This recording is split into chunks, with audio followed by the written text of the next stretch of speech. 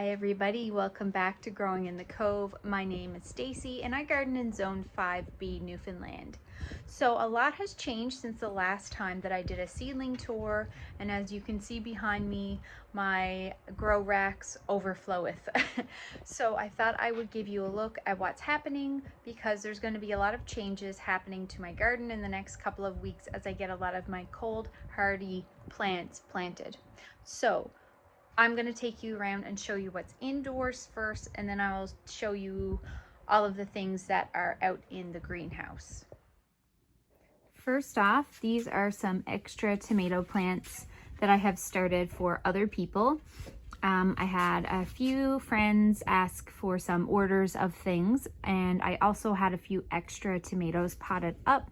So none of these are for me, and they will likely just be going to friends and family. So my tomatoes are doing really good, and it's funny because I was really late starting them, the latest I've ever started, and some of these are looking so good.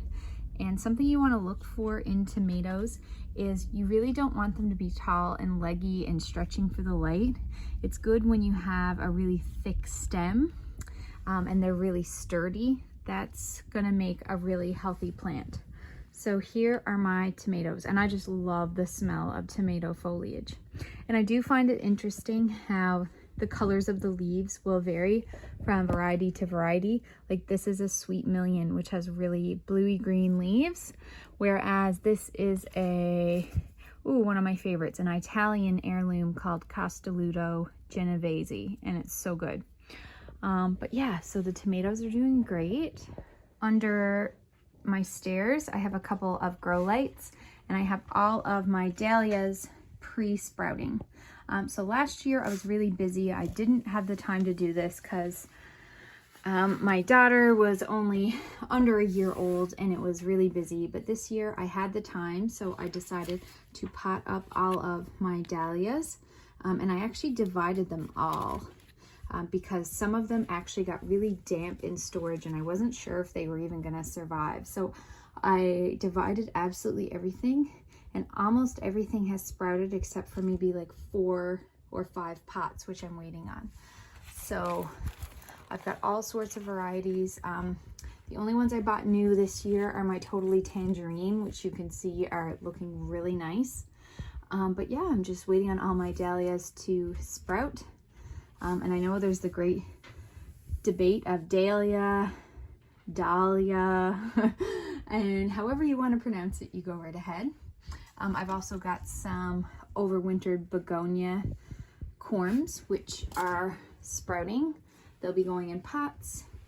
Got some basil in pots that we've just been eating indoors, and these are my mother plants for my geraniums, which I took cuttings off of.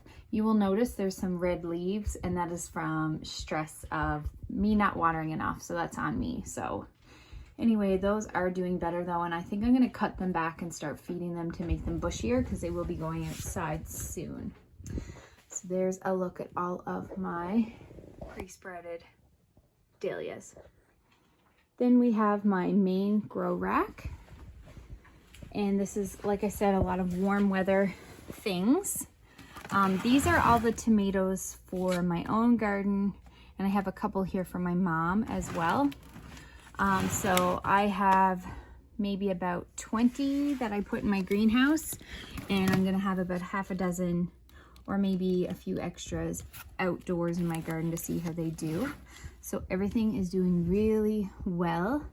And I'm really pleased with it. Like I said, I was about a month later starting my tomatoes compared to normal, and I actually think I'm going to continue doing this because they're staying small and compact, and I want to put really healthy seedlings into the ground and let them take off. Then over here, I've got a tray of basil. I've got 2 different types of basil, and these are some little tiny seedlings of ageratum, or floss flower. That's a compact variety that I think I'm going to put at the front of one of my gardens. My seed snail cosmos are doing excellent. I did have one variety that the seeds did not germinate very well, so I actually put a few more seeds in there, but everything else is doing great. And I'm loving this method because these cosmos are going to stay in these rolls until they go out in the garden. So it's a great safe space saver because I have, you know, upwards of about 10 plants in this one little pot. Over here, I have, oh, these are some marigolds. These are the gem marigolds, which are really scented, and they're more of like a trailing marigold that gets really bushy and has tiny flowers on it. I'm going to be putting these in my greenhouse just as a companion plant. And I've also got some extra potted lobelia here, which will be going into containers. And my little coleus, which are called sun coral candy, are finally starting to get a little coral tinge. So as they mature, you'll see their color coming out more. And then I've got another tray here.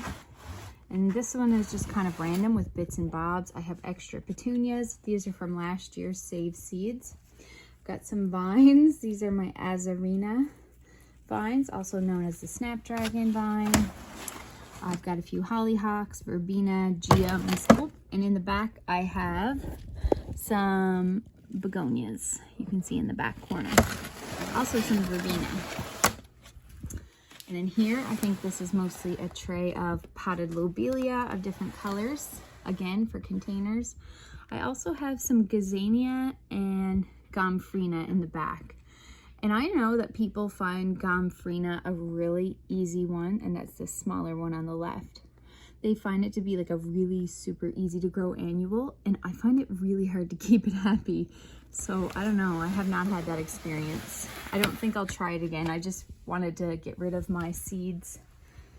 Here are all of my peppers, which I just potted up into bigger pots a couple days ago, and already I can tell they are happy for the extra space. I've got a variety of sweet peppers and hot peppers. Most of the sweet peppers I'm growing are the Jimmy Nardellos, which are an Italian frying pepper. They're excellent. I've got a few jalapenos and a few bell peppers as well. These are all of my geranium cuttings, which came from the mother plants. I took those, when was that? End of February, I think. And they have become little plants. Actually, some of them are trying to bloom. So I really need to pinch them because I actually want them to become more bushy rather than be blooming. And I want them to put more energy into making good roots. So these will be going in containers outside. I've got a couple of cannas. They're just sprouting. This is Angelique. I've got some gigantic celery plants. I don't remember my celery being this big last year. And I've also got some more marigolds back here. These are the burning embers, which are these really tall marigolds. I've actually already pinched them back because they were blooming and touching the lights. And then this is my showstopper. And these are my beautiful tidal wave red velour petunias. I grew these because I follow Sarah Raven, who is like the Martha Stewart of the UK, and she has incredible taste in flowers, and I just love her color combos. And she really rates this petunia as an amazing annual, and apparently it grows huge. Like it kind of like can trail up things. So I'm giving it a try, and I mean, look at the length on this. This is at least a foot tall. I'm gonna have to pinch these back. The funny thing is, every year I start my petunias a little later because they get so out of hand, and yet they still all get too big. So I don't know. I started these the beginning of March, and I don't know, I probably should have delayed by a week or so. This is very random, but I did find these clematis at Canadian Tire, and these are called Jackmanii superba. So I think this is, when I looked up this variety, it's an improved version of the very popular purple Jackmanii, or Jackmanii. I'm not really sure how you say it, but I think it blooms for longer. So it's like an improved variety. So these were really cheap. I only paid $8 each. So go check out, Canadians, go check out your Canadian Tire. Now they do need to be potted up. You can see the roots are coming out, but I thought this was a super deal. Apologies for the wind. I'm just walking out to the greenhouse. I actually need to make a pit stop right here because I have some things hardening off. I've got my sweet peas. I'm starting the process of hardening them off because I'm hoping to plant those out in the garden very soon. I just got some new obelisks for my front garden that they will be growing up. So once they get installed, these are ready to go.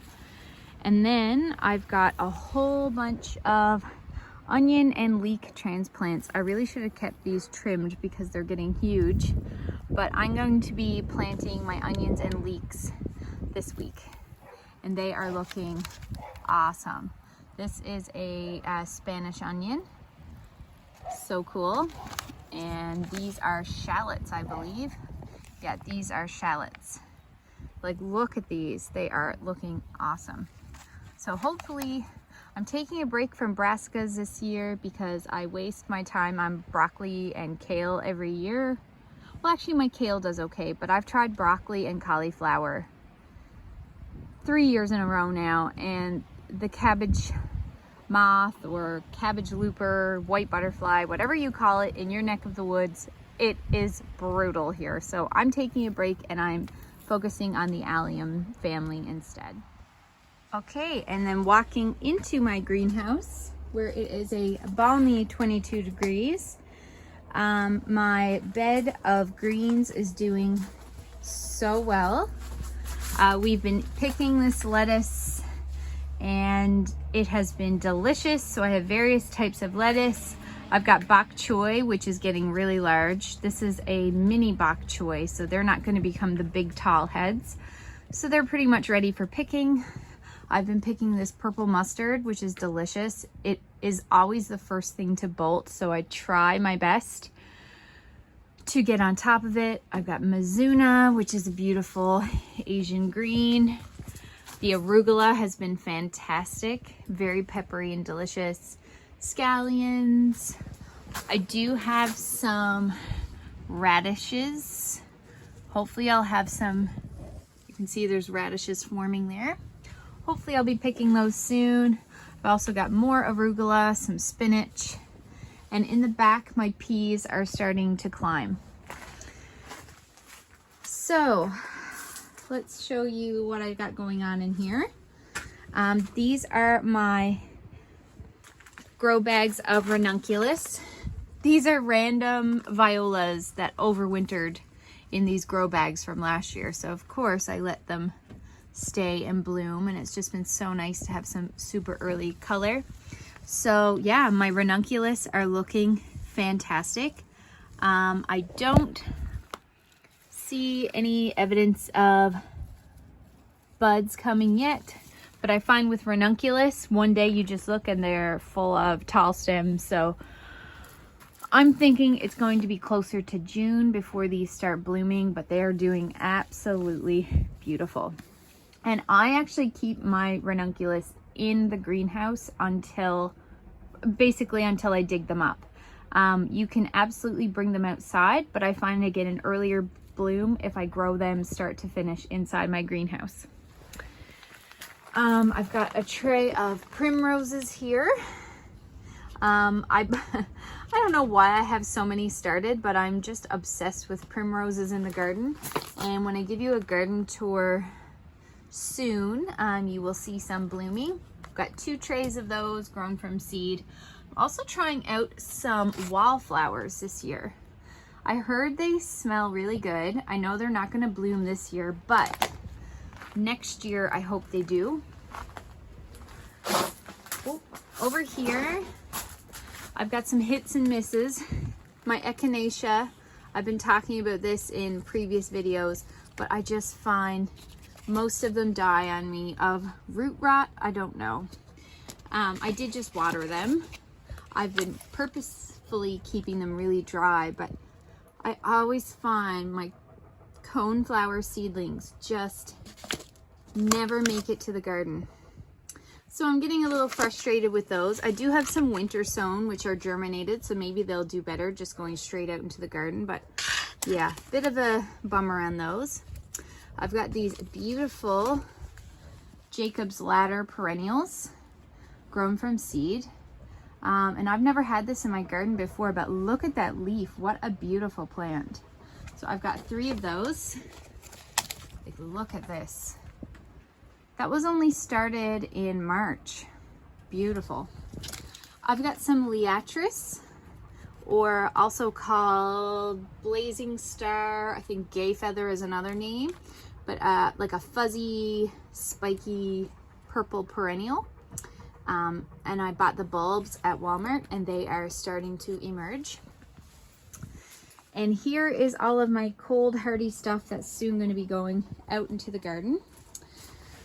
Over here we have my experiment of this year, which are my Lisianthus. Some of these are doing better than others, and I'm a first timer, so I don't know, but I have lost many. I think I'm probably down to having about 45 or so, but that's okay. It's all in the name of experimentation. I've got some kale. I also grew these. I collected seeds from my Dianthus last year and I started a couple of plants and they are looking so nice. I've got snapdragons of various varieties and they're looking really good. They're definitely smaller for me this year versus last year, but I was really quick to bring these out in the greenhouse. So they've had definitely a slower growth than if they were just kept under grow lights, but they are looking really stocky and really good. So I have no complaints. My pansies are starting to bloom. This is the Cool Wave Violet Wing. So these are more of like a trailing pansy apparently. I've never grown them before, but I love the color. Look at that. I also have another type that I grew from my collected seeds last year and they're not blooming yet, but I'm very curious to see the colors. Got tons of foxgloves of various colors. I've got peach and I've got white ones. I've got some delphiniums, cup and saucer plant, and look at this beautiful, I've got to pull this closer, Cerinthe. Look at the leaves, the polka dots. They look like they have constellations on them. This is a really easy plant to grow from seed, and the pollinators go crazy over it, and then it produces a lot of seed to collect. I don't know, it's a very unique annual and I love it. So yeah, that's kind of what's going on here. Look at this beautiful foxglove. It's not all wins, but it's mostly wins this year, I have to say. I just want to show you an example of giving things room to grow versus trying to cram a bunch of plants in a small place. So these foxgloves and these foxgloves were planted on the same day. I transplanted them into these pots. So when given room to grow, these foxgloves have become quite sturdy little plants versus the same seedlings were put 4 into this milk carton, and look at the size difference. So sometimes it might seem like a lot of work to be potting things up into bigger containers and giving them that root space, but it really does make a difference. I mean, the proof really is in the pudding there. So just a reminder that if you feel like your seedlings are stalling, it might be worth planting them up into larger containers and giving them more space, or they might just be languishing.